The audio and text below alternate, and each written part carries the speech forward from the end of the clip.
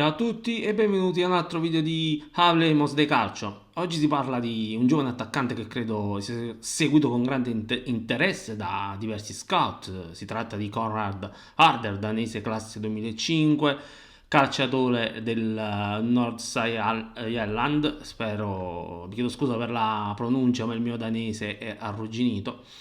Lo dico subito, non è semplice esprimere un giudizio su questo ragazzo per una serie di fattori, quali innanzitutto è giovane e dunque deve imparare ancora tanto, ma soprattutto il campionato danese non è certo tra i più difficili, ma a me non interessa tanto quello che ha fatto Conrad Harder nello scorso campionato, dove ha comunque giocato poco, o tanto se si considera la giovane età, fate voi. Mi interessa di più quanto fatto vedere nella Boys League, dove ha segnato gol a raffica che gli hanno permesso di arrivare in prima squadra, e cosa sta facendo ora.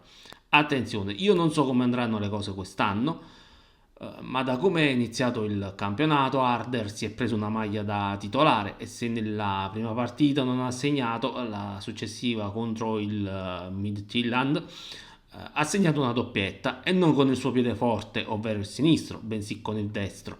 Sì, il secondo gol è stato un tiro di piatto, il primo è stato un tiro in diagonale, non fortissimo ma preciso. Questo mi porta a pensare che il ragazzo possa essere ritenuto un ambidestro. Io conosco Harder principalmente per i video della Boys League e posso dire che usava solo il sinistro. Evidentemente il ragazzo nel frattempo ha aggiunto un'altra freccia al suo arco.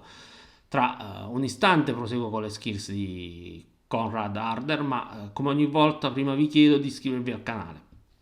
Il ruolo di Harder è quello di punta centrale. Voglio azzardare un paragone, naturalmente vanno fatte le dovute proporzioni. In alcuni movimenti il giovane danese mi ricorda Gonzalo Higuain. Poi è chiaro, il Pipita ha fatto una carriera straordinaria, ha segnato gol dovunque è andato a giocare, però è lui il primo calciatore che mi è venuto in mente. Del piede forte l'ho detto, è un sinistro, ma di recente ho scoperto che se la cava bene anche con il destro. Altro punto a favore è che negli ultimi 12 mesi ha strutturato il fisico, ha messo su massa muscolare. Un'altra cosa importante è che Harder ha ben assimilato tutti i movimenti della prima punta, occupa bene l'area di rigore, ma si muove benissimo anche sulla tre quarti, arretra per ricevere il pallone e cerca sempre di farsi vedere dal compagno in possesso del pallone.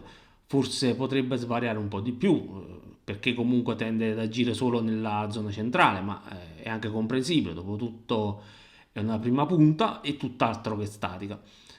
Attenzione a non lasciare gli spiragli dai 20 metri dalla porta, perché calcia immediatamente. Ha un tiro forte, ma non lo definirei potente.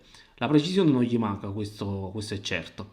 Discreto è colpo di testa, ma sono convinto che da questo punto di vista Harder possa ancora migliorare. Il danese senza dubbio può fare affidamento su una buona tecnica, usa bene il corpo e anche spalle alla porta riesce a girarsi e a calciare. Qui però va detto che comunque Harder gode di libertà che per esempio in Serie A non avrebbe. In sintesi, Conrad Harder è senza dubbio un calciatore che va seguito con grande interesse.